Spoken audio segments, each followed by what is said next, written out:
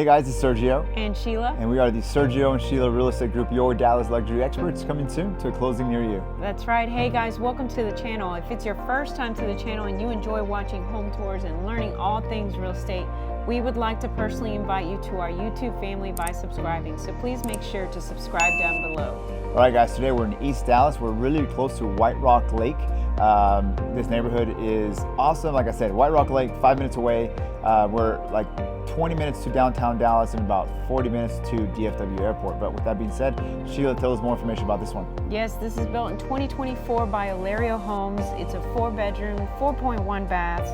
It's a 2-car garage. It's 3,897 square feet. It's currently listed at $1,795,000, which is $461 price per square foot.